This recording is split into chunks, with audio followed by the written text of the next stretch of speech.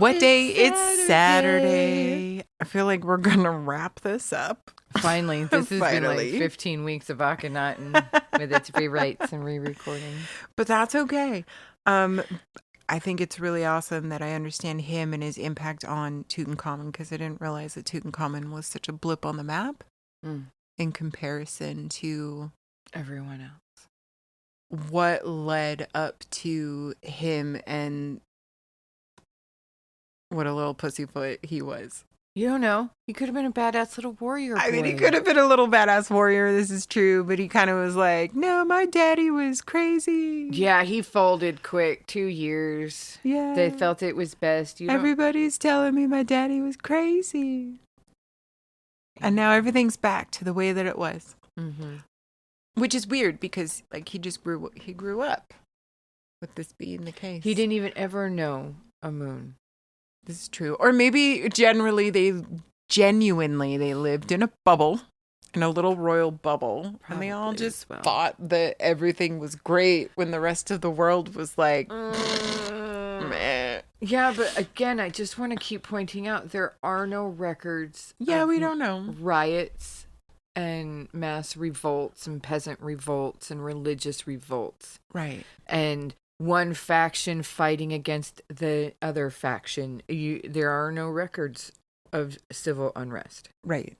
So, which means that they didn't record it. Thank you. Not that it didn't happen, but that it wasn't written down. That it wasn't written down anywhere that we found. Right. Or that wasn't destroyed. Yeah. But then also, like, why would you... One, I don't think that Akhenaten would have recorded that. I think that he might have. He'd been like, they raised up against me, and me and my righteousness, we subdued them and overcame them and put them in their place and showed them the correct way. Maybe. Maybe he kept losing and it was shameful, but it was his way for about 15 years. Yeah. So, I mean, it's just fucking nuts. And now that we've had that really cool conversation, hi everyone, welcome back to History's Uncharted. We are here doing another episode for you guys, for us, for fun, for the greater good. Whoop whoop. I am your host, Shanna. With me, as always, is the sensational Cecilia. What?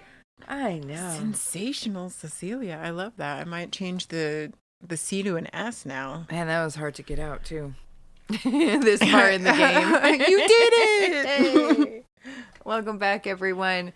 We are in episode 4 of The Egyptian Experience. Yes. Yeah. Pretty sure that's accurate. Okay. We'll go with that. And if not, then whatever. It's whatever episode it actually is. 6 of you will be offended. Or seeing if you're paying attention. 5 points if you got it. Hufflepuff. Woo. Hufflepuff for the win. We are talking about a very specific point in Egyptian history, and that is Amenhotep changing the entire Egyptian world and turning into Akhenaten. Yeah. Yeah. About that. He says that God no more, this God, heck yeah. Weird. Let's change 1,000 years of polytheistic religion into a monotheistic religion overnight and for an expanse of about 15 years. So it changed everything about the Egyptian culture, society, administration, religion. Probably didn't change the farming very much. Probably not. Like your day-to-day craftsmanship and stuff, like things carried on, but like they changed the capital. Yeah. And do you remember from what god to what god? From Amun to Aten. Yeah, girl. Yeah. Look at me. I'm so educated now. You know, having deeper thoughts. It's awesome. It is. Well, I don't know. I am just disgusted the more I learn. Why do you think I'm always so mad? It's hard. You hate humans so much. I don't know if we mentioned this before. I at one point in my college career took a class on genocide, and the teacher warned us, you're going to be so angry and you're going to hate humanity and a piece of you is going to die. Yeah. And we're like, class, whatever, stupid teacher. And I have never been the same. Yeah. Ever. I believe you believed them. I remember you saying that to me, and I believe you believed them. The lies we've been fed. Yes. The atrocities we've done. Yeah.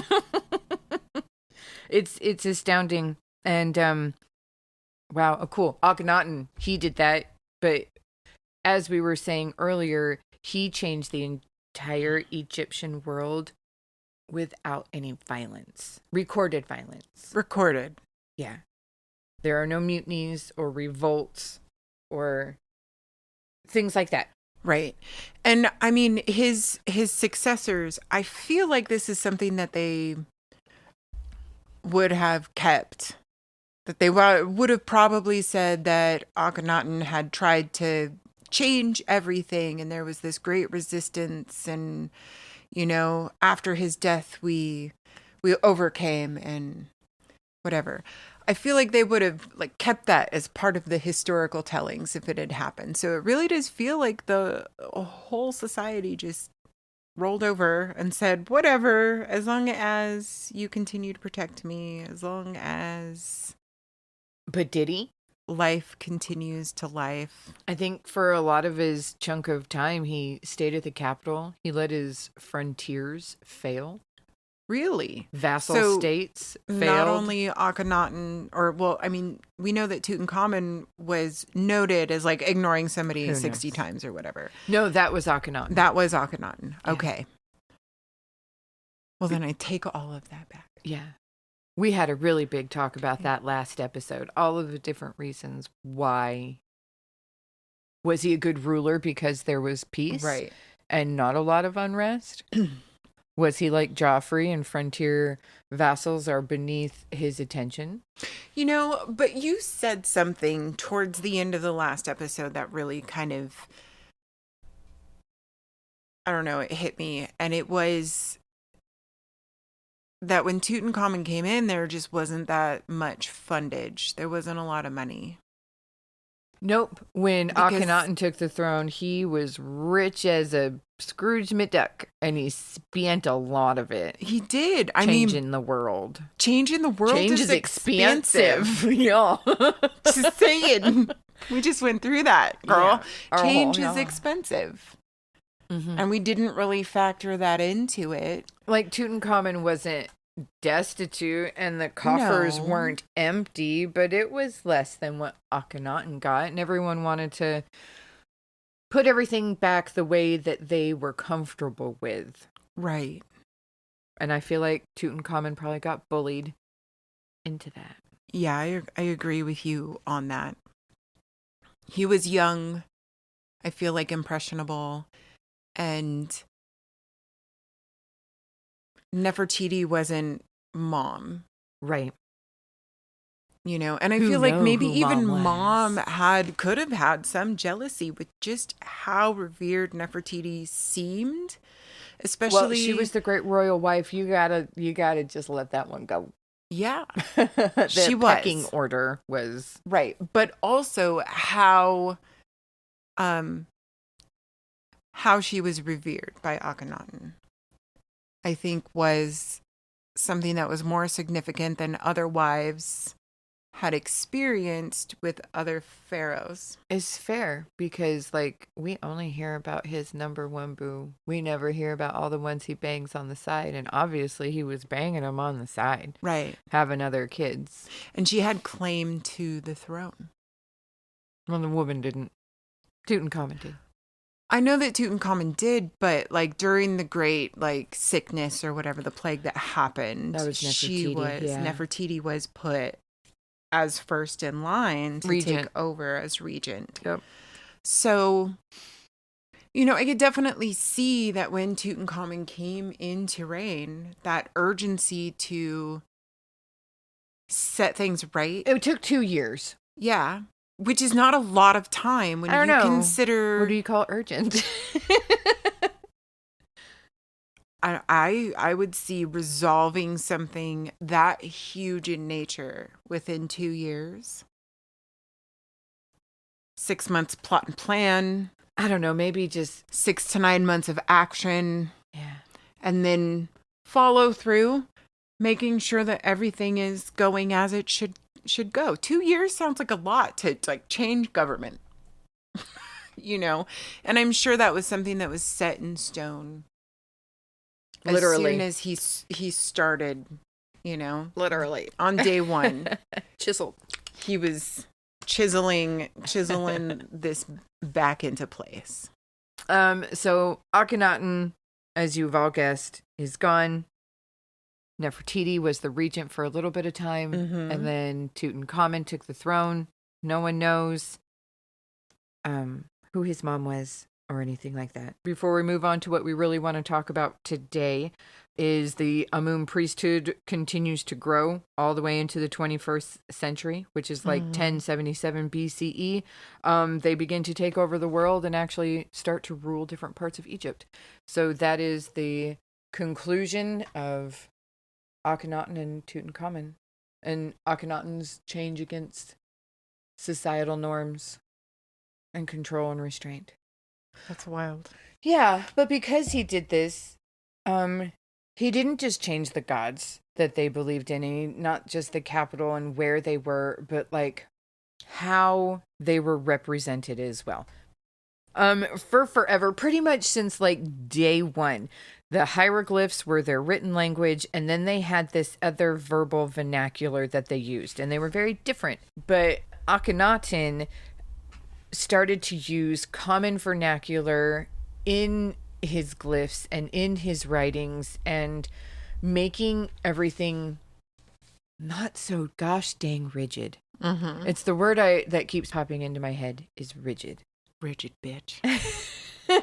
Because Egyptian art and languages is lots of straight lines and angular images and two-dimensional profiles and stuff like that. Yeah. And he changed everything. Another thing that he changed was the buildings. When we talked about, like, his dad took him 18 years or something like that to build his palace.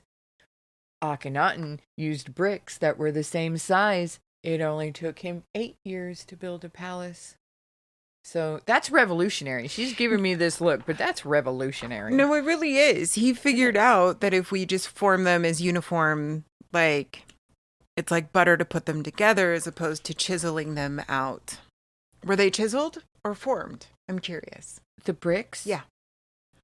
They were like chiseled out little bricks. Because you have two. You can have the bricks that you cut from the huge chunks of granite, and then you have the mud bricks that you can create as well. And one lasts for eternity, and obviously all the structures of mud bricks are gone. But they were fairly sturdy for back then. Right. Like our wood now, you'd replace it every like 50 to 100 years, That makes sense. But the stone lasts. But the stone bricks that they made, we still see. And those are chiseled out of larger guys. Big, larger guys. Yeah. But he's like, nope, let's make little ones.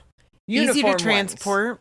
Uniform. Yeah. It's the uniformity. They're all the same size, so they're really easy to stack. As opposed to ones that were all sorts of different sizes. And then you were playing. It took 1,500 years to figure that out. Well, I mean, that's nuts to me.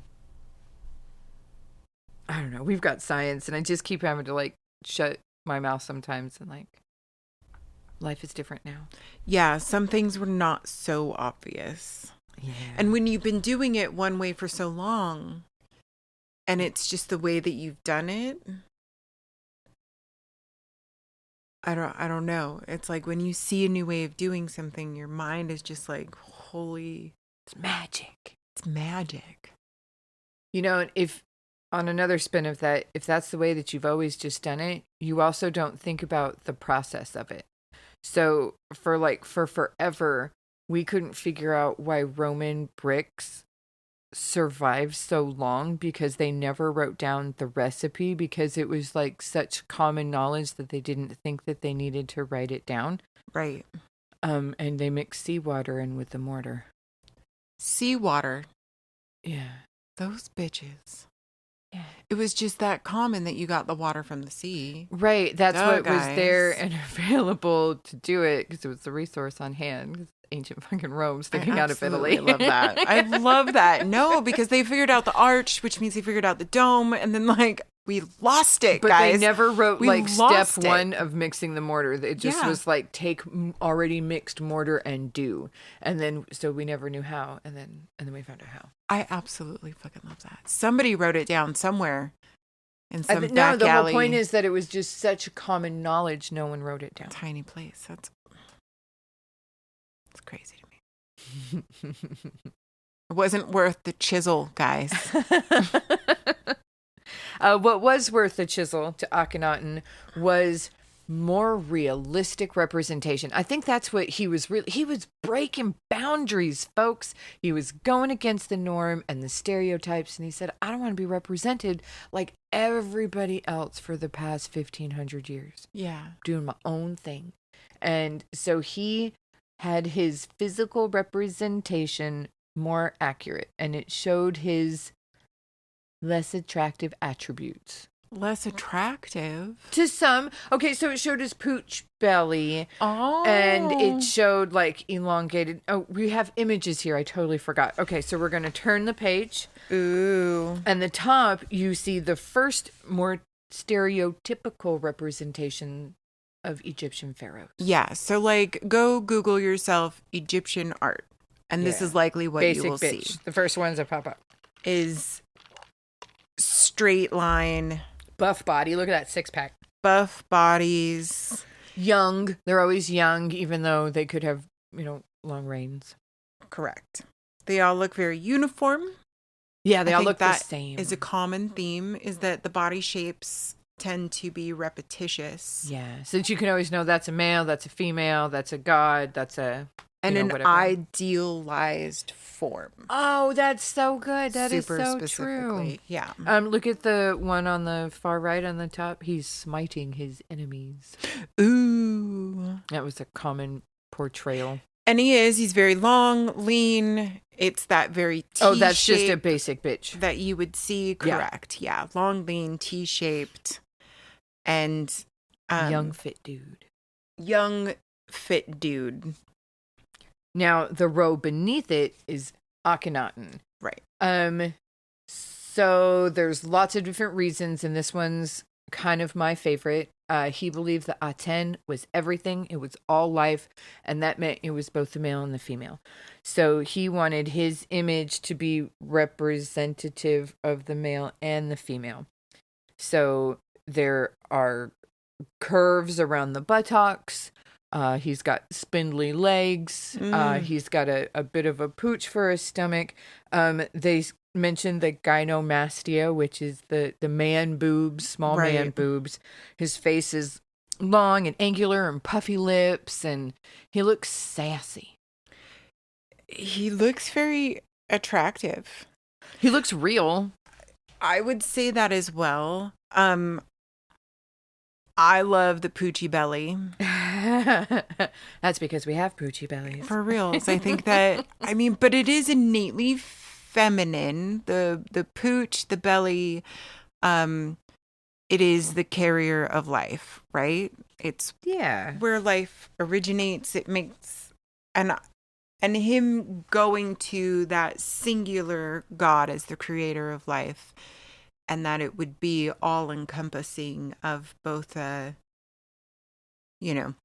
creation. Yeah, the male, the female, both the aspects. Yeah. Nefertiti is always representative as just this beautiful, but she is not as stoic as normal female pharaoh wives or whatever. Representations throughout ancient Egypt, she is more curvy, soft. I could see that as well. I think just the line of the art reads as soft and flowy, feminine. Feminine. Yeah. Yeah, she was, even up into modern days, Nefertiti is synonymous with beautiful. Oh, man, no, she is fudging gorge, guys. Like, she was... Who played her in that movie? Elizabeth Taylor? I think. Or maybe that was Cleopatra. She did do Cleopatra, but Yeah, probably. Yeah. All right, so if you turn the page again...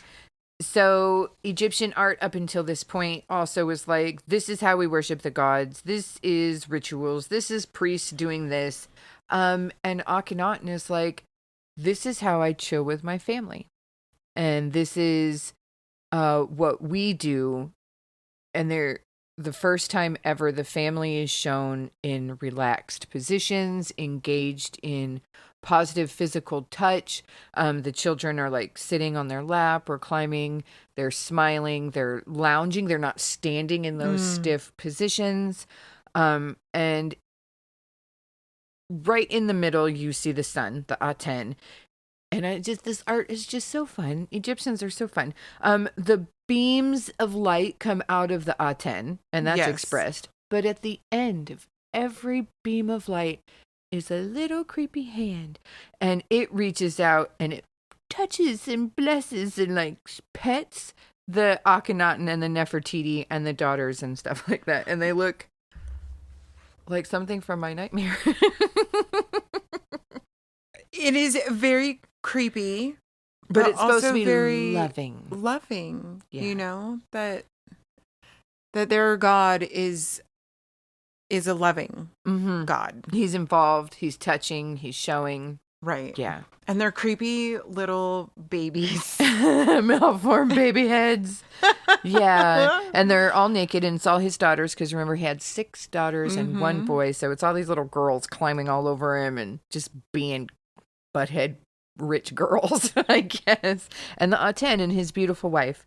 So there's a couple different representations of that. One of them standing. You again can see the rays with the little creepy hands and the family all together. So it's just casual, relaxed, loving, different than anything they'd ever seen before. And I think it's beautiful. I think it's very beautiful as well. But they are also having themselves depicted in ways that only gods were before. And there's also like this removal of these multi-gods that these people get to really worship. So it's almost as if they're putting themselves out as... And they're the only ones that can talk to God. Yes. Before, you used to be able to do your little worship, sacrifice, whatever, in the morning or whatever. And now you can't do that because there's only one God, and he's the king, and he's the only one that can talk to them. I don't know. And that separated the people from the gods in a profound way that they had never experienced before. Where often is this art going to be depicted? Is this just solely in our tombs? Or, I mean, I know that's where we have most of the saved artwork, but I guess where else in life is this stuff displayed? Is it out in like the town squares and stuff? Yes. In the day when it was being made, it was everywhere on the temples around you, in the buildings and the forums and everything. The story of your pharaoh and his family and the gods are all around you. Those have been reused and recycled. We only have what is in the tombs because that is what was hidden and locked away and survived all the years. So if you were to go back then, it would be like Times Square propaganda all around you. Right. Seeing the image of... In this case, not all of the gods that you would then be familiar with, but now it is just solely the pharaoh and his family. And he built that whole city, and that's all that's carved in there. There are no other gods that they had to chisel over or whatever. It's a brand new city with a brand new god, and it went everywhere. Right. It's probably like what I imagine like Google's village to look like or something. Interesting. Yeah. And you're right. You said earlier it was kind of like they lived in some bubble. How did Tutankhamun react, when his father died and all of a sudden there's like this polytheistic world everyone wants back, but he has never experienced it before. The bubble popped. The bubble popped. He's like, what the hell? What the fuck? You mean I could be getting it on with all these guys? You know, honestly, he was already getting it on with 100 different concubines. Let's not. Absolutely. The only reason why the Temple of Amun wanted back is because they were missing out on their power and their money. Also that. And they wanted those state-funded contributions and the tithes from the common people and their station back in society. Yes. That is what they wanted. Yeah. They didn't love the gods so much. They loved what the god provided for them. This is true. I am sure this is a very human. I'm sorry to sound so cynical. Trait. Yeah. No, this is a very human trait. It's what we would do. We see it time and time again in history. The ancient Egyptians were no different. Nope, they were just some of the first ones to do it. Yeah. That's all. They just actually took care of their people, which is why we're so very excited about them. Yeah, they tend to have somewhat peaceful. Yeah.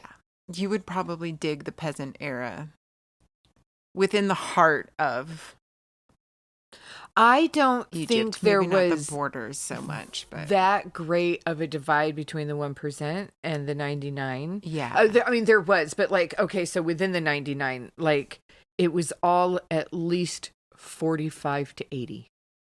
Like the entire population was 45 to 80% of, you know, income and contribution. There wasn't a lot of like below poverty line. There was some. Was homeless and beggars and stuff, but not like now we probably have 20 to 30% of our population. And it was probably the grandpappy who lost his entire family in the plague and couldn't caught work leprosy for a living. And can't work now and had to go live in a colony.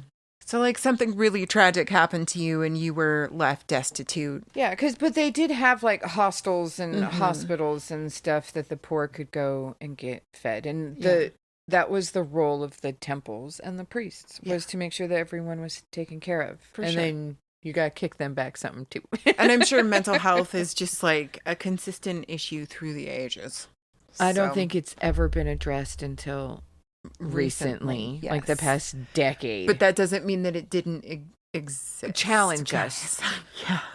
Correct. You know, they've done some really interesting studies in the medieval times with like chivalric stuff about PTSD and men coming back from the Crusades and how they interacted, because they had this chivalric codes and laws, and when they came back from the Crusades they were violating them, but they were expressing signs of PTSD. It's an interesting, very off topic from fucking Akhenaten. Yeah. I'm sorry, I go down rabbit holes sometimes. Well, it is. It's but also it's like this weird dichotomy, or maybe not that that's the right word, but it's this weird interaction of them coming home to like an actual formed civilization. For one of the first times, it's like this really established society, and then they've been expected to go out and do like these really crazy things. I don't know. The Romans were the last ones to really do it great, you know, make little murder machines. They did a lot of it the best, but I'm still a Persian Ottoman fan. Okay. All right. You are correct. I like to cross with the Mongols. They fucked up some shit, but they didn't last. They were successful to a point. Yeah. But it's interesting. War in general does some interesting things to you. Holy topics. Yeah. So now after that really fun rant and ramble, Cece started this whole shenanigans with, I want to learn about Tutankhamun, because that's just a popular name, because that's who we found the most stuff of when we cracked open their tomb. I love how you make me sound like a 12-year-old. I know. 12-year-old girl. She never really does. Oh my God. Tutankhamun. But it was. She was like, I don't know, throw out some names. Throw out things. Who do you know? What Egyptian names do you know? And I don't know many. Most people don't. More. I can remember Aten and Amun. Those are gods, and you got that. That's awesome. I know them. Yeah. Tutankhamun's dad was a world-changing dude. Akhenaten. But Tutankhamun was only on the throne for like 10, 12 years. He didn't do much. He wasn't, well, he died. He didn't have a chance to do much. Let's not browbeat him too bad. No, he didn't. He didn't have a chance.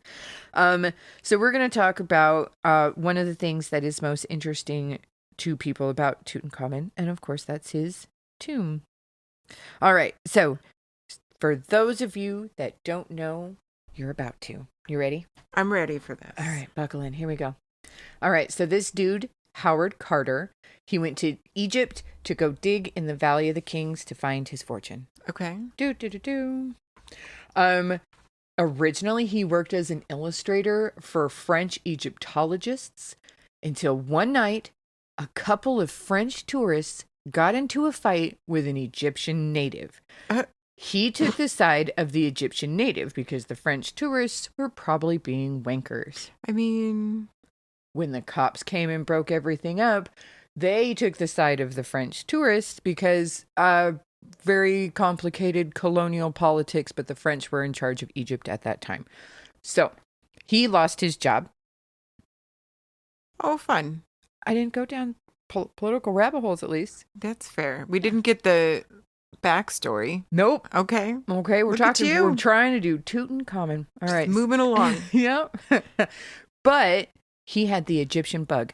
So he basically rented himself out to millionaires that would travel to Egypt and roll their dice. People would do this with the gold craze and dinosaur bones. So they would go to Egypt, they'd hire this dude and he'd take them out and he would dig for them because he knew some Egyptian locals. And so he did multiple digs, hiring himself out to random millionaires. And lords and ladies. He was a dude, so he was kind of like the liaison between the locals who he would hire to then do these digs and the people that were then going to fund his digs. Because he was like, these are my digs, but I'm going to bring these rich. Exactly, because the rich people, they just wanted the experience and the wealth and to the notoriety or whatever, and Absolutely. They had the disposable income, and he had the expertise. This was all the rage in the 1915s, 1920s, all the way to the earlier 1850s to 1930s. Oh, seriously, 1850s. Yeah. Well, Napoleon's the one that really started fucking around and finding out, and that's beginning of the 1800s, and that's when the Rosetta Stone was found. And then finally things were translated. That's also why if you're going to take Egyptology, you have to take German and French because of that pesky Rosetta Stone being found by Napoleon. And his men. Golly gosh. So there's that. Where were we? Howard Carter. Right. So he's selling himself around, and he sells himself to this dude. All right. He finds this English dude, George Herbert, the 5th Earl of Cavernon.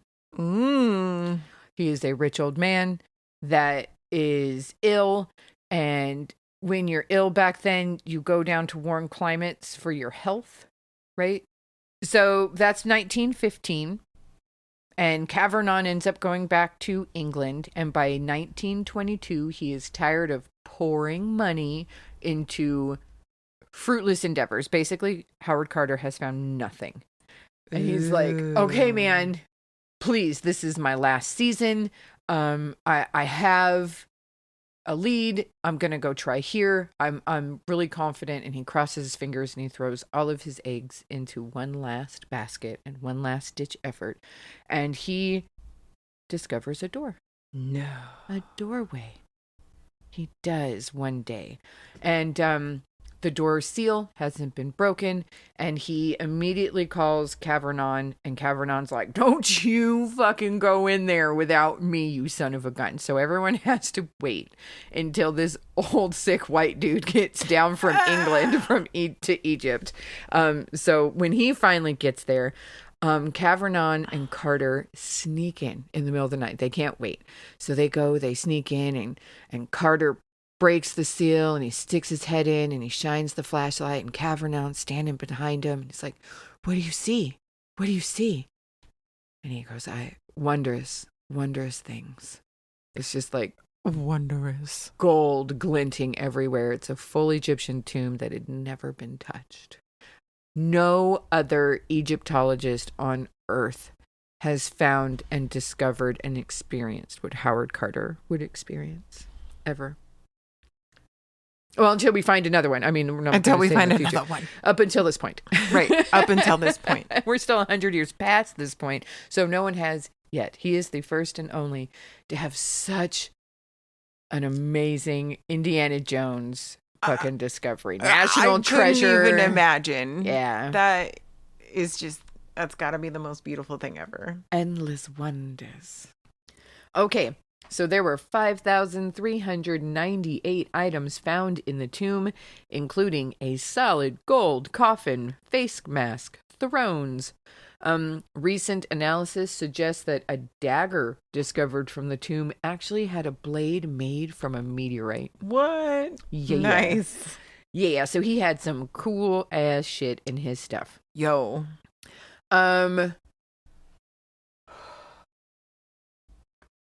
So when you talk about Tutankhamun, what do people generally say about him? What are topics about him? I feel like I drum up his sarcophagus. Mm-hmm. That's a pretty common image when I think Egypt. I feel like I remember that he had like this club foot or something, and that they early on, I remember them attributing that to like the genetics of his family. There's been a lot of medical discussions about Yes. Tutankhamun. And that maybe mother could have been his sister, that there was a possibility that there could have been some family relation as to why Tutankhamun was. Well, Akhenaten's parents were brother and sister. There's also that. But Akhenaten did not marry his sister. Nefertiti was not his sister. No. So that's a bonus. But and one of his whatever wives, because Tutankhamun wasn't Nefertiti's. Yeah. So. Yeah, I mean, but you never know. You never know. You never know. The fun, exciting thing. Was fancy, and if mom was of any salt, maybe her parents were. Yeah, I mean, you get rich enough, then you're all inbred, right? Exactly. Okay. But didn't he go out into like wars and stuff? That is one theory. So there's two very conflicting ones. One that he was involved in war and battle, and one that he was too sickly and infirm and malformed, whatever, to be able to be involved in battle. That is correct. And this is just based on a corpse, guys. And that's how and as our scientific analysis tests advance through the years. I mean, but did they bury him with his battle gear to make him feel better? Because he was an inept warrior? I mean, that just seems... All right, well, I mean, that's a couple of paragraphs down, but we'll go there. So, yeah, in his tomb, there was all kinds of battle gear. Yeah. Like maces and swords and shields, and all of them had wear and tear. Yeah. I mean, there was some ceremonial, and there were some that were like, this is a gift from the king of blah, blah, blah. Right. But there was a whole bunch of training equipment and weaponry and body armor. Yes. That had wear and tear. So did he. Also, on the official historic records, it is listed that he has 2 victories against enemies, and he is successful in both of them. One of the most recent medical diagnoses and hypotheses about this little dude is that one thing for absolute sure, he had a malarial infection. No. Yeah, so he was very, very sick with malaria when he died. And another thing is he had a leg fracture. This was right at or right before, right near the time of death, because it wasn't completely healed, and the way that it was. Ooh. Yeah. They found DNA evidence of the parasite that causes malaria. And then there were embalming substances inside the fracture of his leg that indicates that it was recent. It wasn't completely healed by the time he died and was embalmed. So those were the two things that we absolutely know about him at this time. Nice. So further, like, now that we've gotten more clever with just how we're able to like process things. But now that you have these two bits of information, people are just like going off on all kinds of tangents. Maybe he broke his leg while on a military expedition and his healing was thwarted by a bout of malaria. Who knows? Who knows? I mean, that sounds like a sound argument to me. They all do, because they're all based on the science of the time. So in 1968, because we've always been like, how did these people die? So in 1968, we had x-ray skills, right? And we x-rayed his skull and we found a huge hole in his head. And they were like, that's it. He was murdered by a blow to the back of the head. Obviously. So there was that. Yeah. But that has been disproved as you always got to take into account damage to the corpse. Unfortunately, because there was a period of time where Tutankhamun's tomb was broken into by grave robbers right after he was buried, and then he was reburied, and then we didn't find it again for like 2,000 years. Mm-hmm. And then there was the damage to his corpse after we found it in 1922. Between when we did x-rays in 1968. Right. So there's lots of things that happen. And just it being, a rotting corpse. Yeah. Hey. A super other fun theory. They're so creative and fun. So he was in a chariot race and he died because there's this huge hole in his chest and several ribs were broken and missing. But it turns out that Carter, the dude that found the tomb, when he found the tomb in 1922, he took 1 million pictures. And they finally went through those pictures and discovered a picture of a really ornate chest piece on the mummy that is not there in 1968. So sometime in between 1922 and 1968, someone broke open the chest of this poor boy and ripped it apart and stole the chest plate. And broke his ribs and stuff. That's really messed up. But also, I know that eating mummies was pretty popular. They didn't... And if you oopsed some ribs, why not just take them? Yeah. I bet that was worth some salt out in the market there, That's Shanna. Disgusting to think about. But it's a possibility. You never know. So when they were going through all of these pictures, they also found like this really, really cool necklace that didn't make it to 1968 either. And it turns out that Carter stole it because he tried to sell it years later. No. There are rumors or hypotheses, theories that he had scoliosis. Possibly a clubbed foot. Yeah. This was basically deformed and crippled due to incest and died at an early age because of a weakened bodily condition. Yeah, I know. That was a theory that just stuck with me in my youth. Yeah, it was the early popular 90s or whatever theory at that time. Yep. Yeah. It's still highly controversial. And this is due to the condition of the mummy that has been beaten, battered, torn apart through the years. So. Yeah. The club foot is also thought to be accurate because there was like, how many? 130 walking sticks in Tutankhamun's tomb. And they're like, that's it. Who has 130 walking sticks if you don't have a walking issue?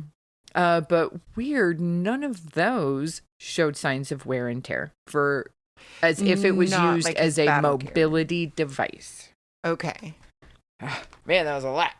So those walking sticks, I mean, which I think really, because our most modern day rendition is that this was a wound that happened just before death because it had not fully healed. That's today's. Right. They thought that the clubbed foot and damage was back, because he was born in that the way. 90-something. Yeah. And now we have this proof that this was a wound. Thoughts that this was a wound that just didn't heal. Didn't have a chance to heal because he died. Most likely he died of malaria. Right. Theoretically. Because we found proof of malaria. Those are the two wound. incontroversial, indisputable things that we can know. I guess 3. He did know that malaria was going on, and there that was a fracture, an active fracture. Yeah, an unhealed. Yeah, whatever that. By the means. time he was embalmed, so pretty unlikely that this is a clubbed foot.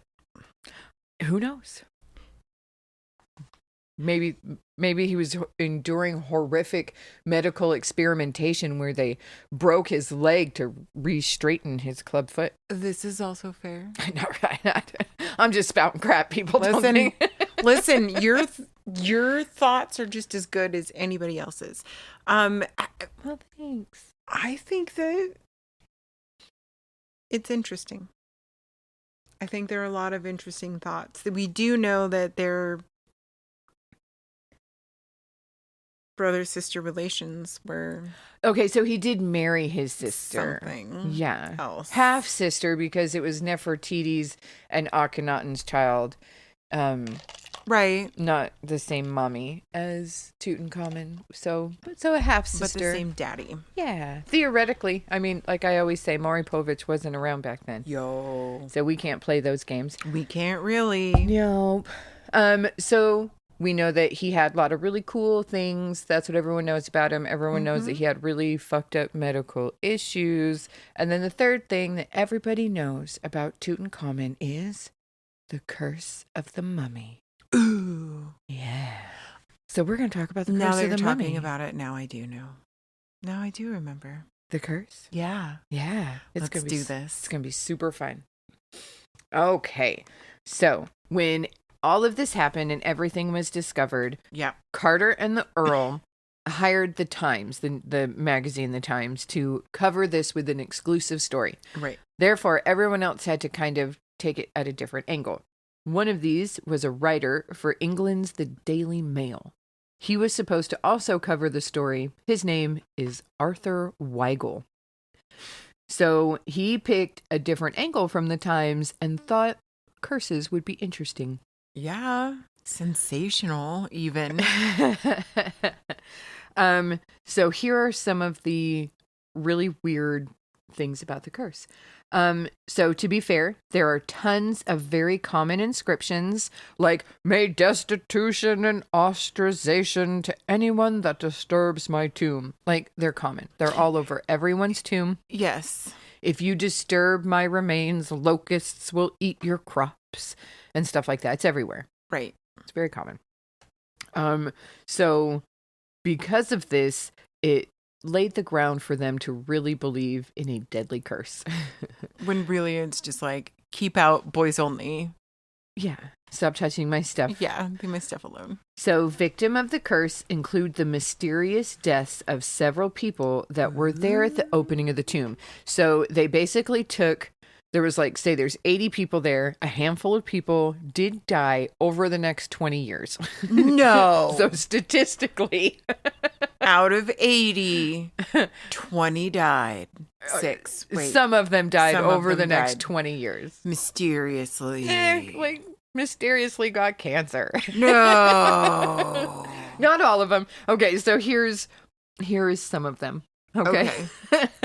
Okay, so it started when Howard Carter's pet canary was swallowed by a snake. Not the pet. One story is that the cobra, which is the animal for the Egyptian crown and the sign of the king, lunged at the canary. The snake was killed and the bird died of a heart attack. So was the snake eaten, or was the bird eaten? Did the bird die of a heart attack? Nobody knows. Nobody knows. But there was an incident, and it had a snake. And a bird. And it must have been. Okay, so Lord Carnarvon, he was the sponsor, right? Shortly after the inner tomb was opened, he was bitten by a mosquito. Later, he nicked the mosquito bite while he was shaving. This was supposedly in the same shape of a cut that they found on the face of Tutankhamun's mummy. No. And then he died of an infection. Ta-ta. Okay, that's wild. So that is a legit Jesus in the toast. theory, yeah. Yeah. They keep like everything they see, they think that it makes sense and can tie back in. Okay. Yeah. Yeah. So it is said that at the time that Carnarvon died, all the lights went out in Cairo, and his dog that was back home at Castle Highclere started howling. Highclere Castle is the Downton Castle. No. There's your Downton connection. It is. It is the Downton. I thought that name was familiar. Yeah. As you Googled and... Listen, we cut that part out. Nobody knows about that. Nobody knows about me cheating on the story. Okay? It's okay. We're all just fuck-ups here. Okay, but it turns out... as I said earlier, the Earl was in ill health when he went to Egypt anyway. He was in a car accident years before. His health never really recovered. Mm-hmm. So him getting bit by a mosquito and getting an infection, possibly like malaria to an already weakened immune system. Basically, he died shortly after opening the tomb. So we have the dead bird. We have the dead Earl. You know, there you go. I mean, basically, he met Carter while he was on a spa trip, and Boom. he changed the world, Mr. Carnarvon. The both of them with their money. Well, Carter had none, and their little white audacity yeah. to go out there and dig up some other people's country. That's cool. But now we have like this rich understanding of a culture that we didn't know about. So. Yeah. There was a Canadian university professor that visited the tomb, and he died of a sunstroke the next day. Wild! In the desert? Uh-huh. With the sun? Uh-huh. From Canada. Hot? A dude from Canada. From Canada to Egypt and might not have been little prepared. White underbelly. Yeah. He died of a sunstroke. What did he pack? What was in his suitcase? I gotta know. Did probably, the man bring shorts? Well, you don't wear shorts back then either. That's also fair. Barbaric. You've got to look appropriate. Layers, cottony, flowy. Kerchiefs and stuff. Yeah. Okay, so 2 scientists were summoned to x-ray the mummy. They died before they even reached Egypt. Wow. Tutankhamun's reach is extensive. Yep. Yeah. Can't even look at me. Lord Carnarvon's half-brother, the Honorable Mervyn Herbert. Mervyn Herbert. Honorable Mervyn Herbert. It sounds like you're trying to say Sherbert and you're messing up. Mervyn Herbert. That's rough. He was one of the first to enter the tomb. He died too. Wow.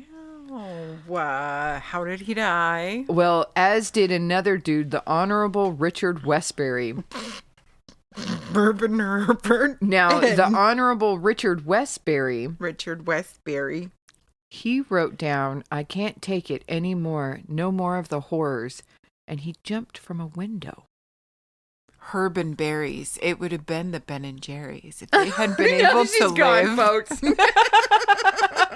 If they had been able to live, what one would Mervyn they have Herbert, become? And now she's on a tirade. Mervyn Herbert and Mr.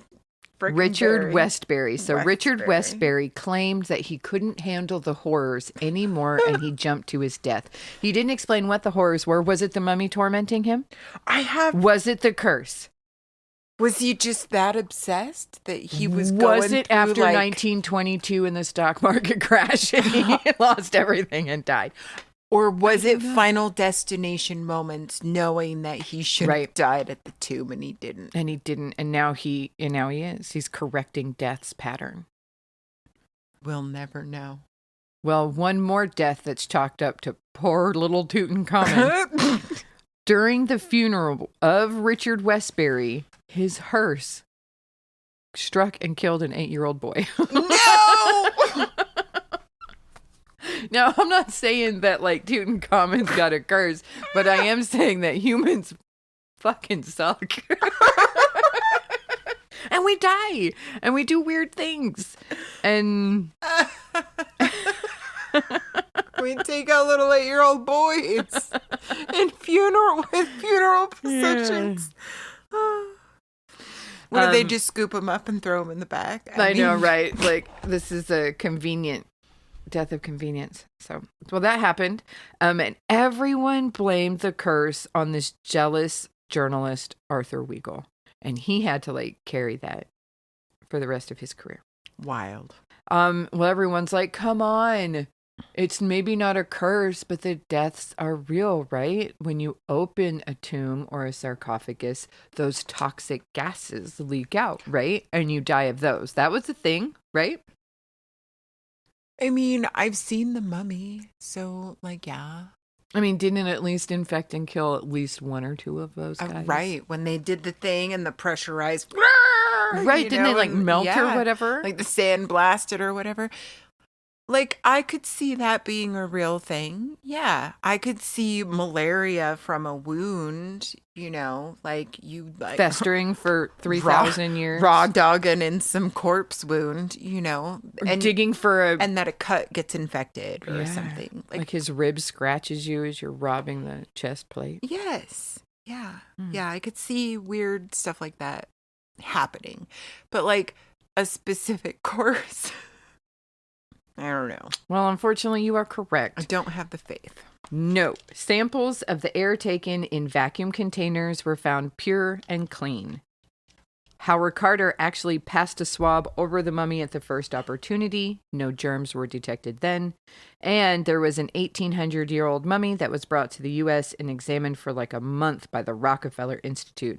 And it was also claimed sterile. So the thought that there are weird toxic gases is incorrect. Interesting. So the guy driving the hearse for the funeral was just like an a bad driver. Yeah, like cool. I'm just gonna take a stance here on History's Uncharted and say no, there's not a curse of the mummy. Weird. That those people just happen to die. That's strange. Yeah. Even poor Carnarvon, who died very, very quickly after the discovery. He didn't get to ride that wave very long. Well, I mean, but he died on a high. Sick like the whole time. He was old and sick. He was crippled walking into that thing. It's a wonder he didn't die from the sheer excitement of seeing it. Wonders. Such wonders. And that, my dear friend, is the tale of Tutankhamun, Akhenaten, the upheaval of Egyptian society, Nefertiti, her true story. She was really cool. I liked Nefertiti. I feel like I learned... Excuse me. I feel like I learned more about her than I have known before. Wait until we cover Cleopatra. I'm going to have so much fun. Yeah. I mean, Tutankhamun sounds so much cooler when you involve the rich history of his family. Yeah. Akhenaten's story is way cooler than the son. He could have led a cool life if he wasn't taken so early. You never know what kind of crazy shenanigans he could have gotten up to. That is true. He seemed... like a stereotypical... Yeah. So was it... of the times. Yeah. So there you go, folks. That's the story, Cecilia. Yay. Way cool. So I hope you all enjoyed. I think there was 4 episodes for this one. Mm-hmm. Yeah. And then when we come back next time, it will be something completely different again. Woo. Very excited. And thank you as always for listening. And we hope that you have a wonderful time. Blah, blah, blah, blah, blah, blah. A wonderful time. Wonderful time. Thank you. Goodbye. My words.